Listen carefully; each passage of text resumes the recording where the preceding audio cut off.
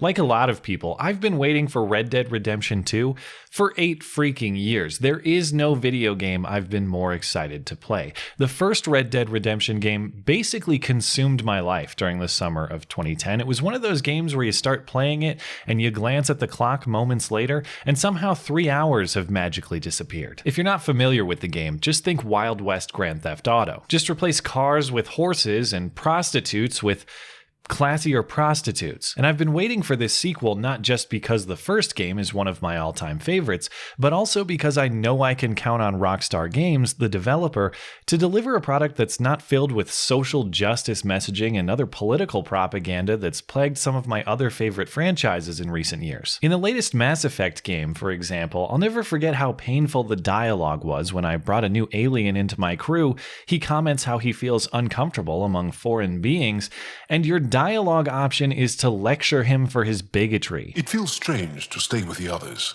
They are your aliens. No one on my ship thinks that way.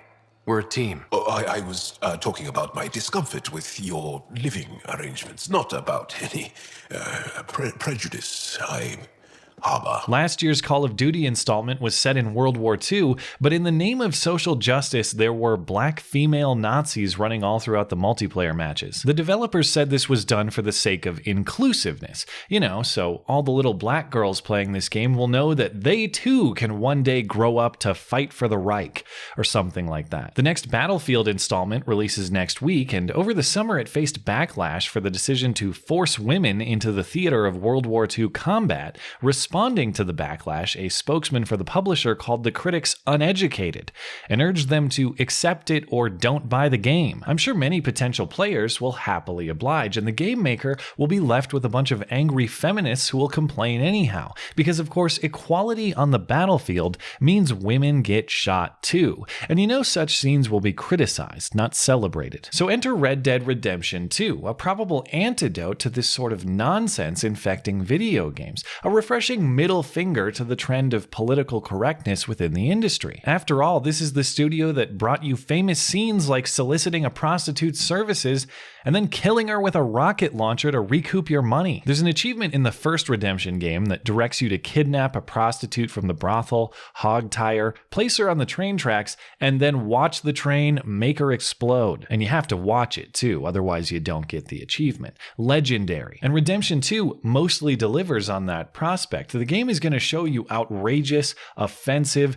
gory, violent scenes of mature themes. The game is A+ overall. Ever since it released a few weeks ago, I'm trying to sneak a little extra time into every single day so I can play it as much as I can. But I was a little bit surprised when I encountered this scene fairly early on in the game. Your character is tasked with driving a wagon of suffragettes marching through a small town advocating for the women's right to vote. We know our song is a good one, and we know our cause is a pure one. Yes, ma'am. Let liberty reign. At first I was worried this was going to be more of that needlessly forced progressive political messaging, but once I was through the plot point, I actually didn't have a huge problem with it. The game is set in 1899, prior to the passage of the 19th Amendment, when many states, especially those on the western frontier, were adopting women's suffrage. The theme does fit the setting, and it's not actually shoved down your throat either. In fact, it's quite hilarious when the men of the town come out to put the women in their place. This is unnatural! This is nonsense!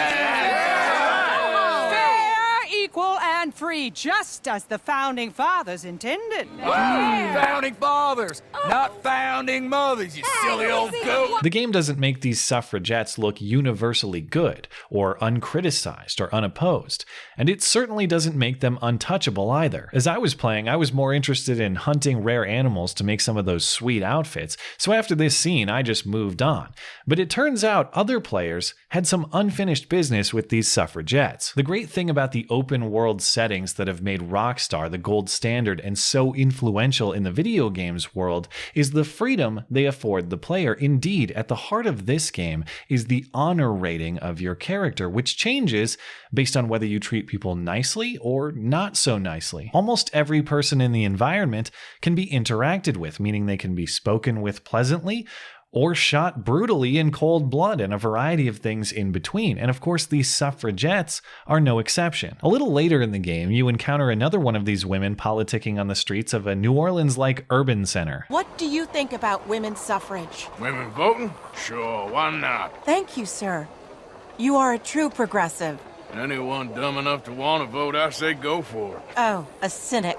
How dull for you. I do hope you grow out of it, young man. It's so unappealing. And a YouTuber under the name of Scirocco decided he's had enough of her preaching.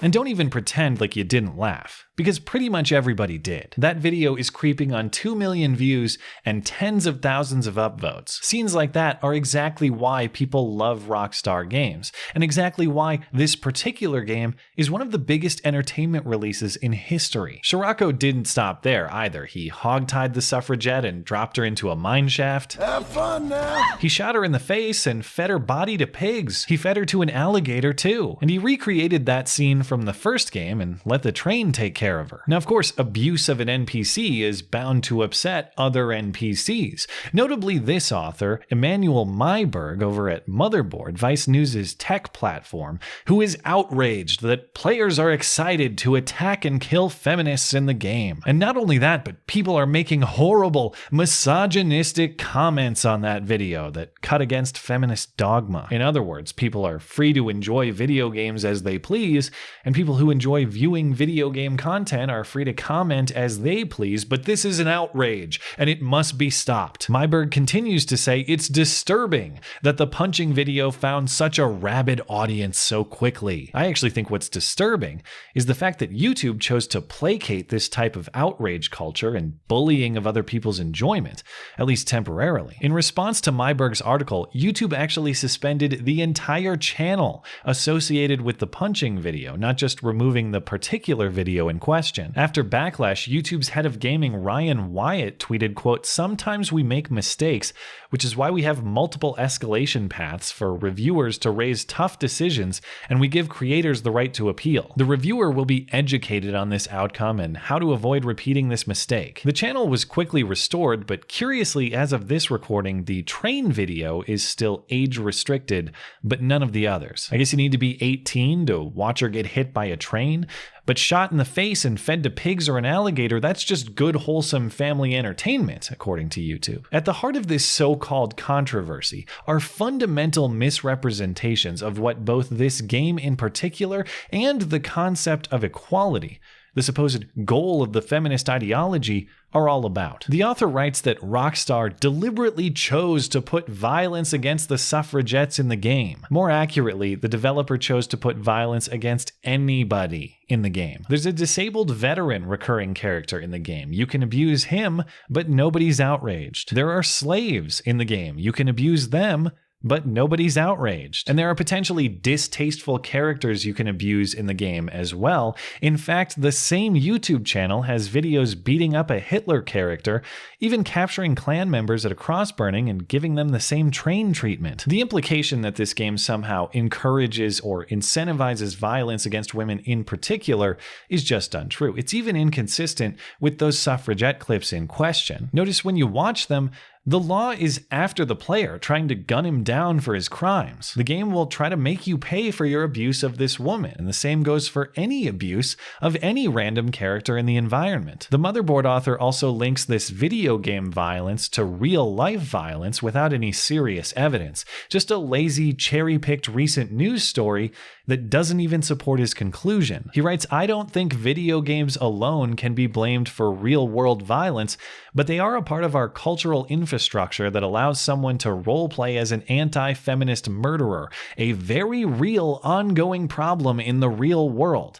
Upload a video of it to YouTube for profit and allow others to use that video as a jumping off point to discuss how much they hate women in the real world." Okay, so just to be clear, zero established evidence linking this video game to real-life violence, just a link to online anonymous banter, a link to speech you don't like. But I was curious about the link the author provides in support of his claim that anti-feminist murder is a very real ongoing problem in the real world. It doesn't link to data, It doesn't link to any study. It doesn't link to anything comprehensive. It links to one CNN article from earlier this month about a guy in Florida who killed 2 women. No link to video games established. No anti-feminist motive established. In fact, in the article, the authorities explicitly say it's not clear why the man carried out the attack. No clear link to explain why he did this. But hey, let's say there was. Let's say the authorities in this case discovered that Red Dead Redemption 2 specifically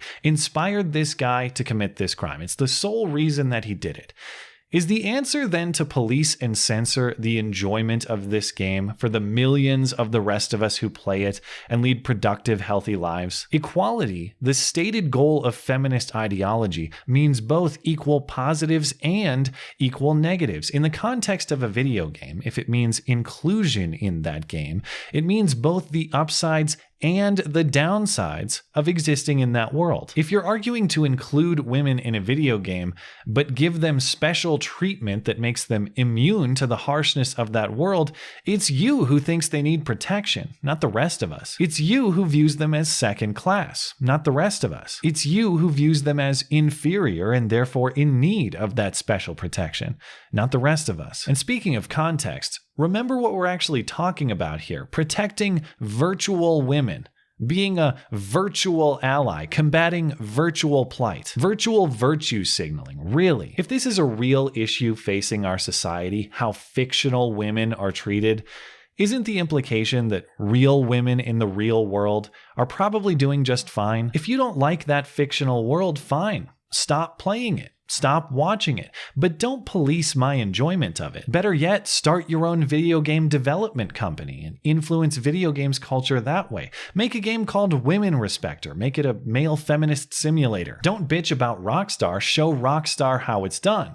I can't promise you'll get their numbers, but I can promise to the authors over at Vice, if you make that game, I will happily give it a review here on my channel. Thanks as always for listening and for supporting this channel. Always appreciate that thoughtful discussion down below, and especially over on Twitter. That is at ML Christiansen. You're always welcome to come hang out and chat in my live streams. Those are linked down in the description. Looking forward to it. Okay, bye.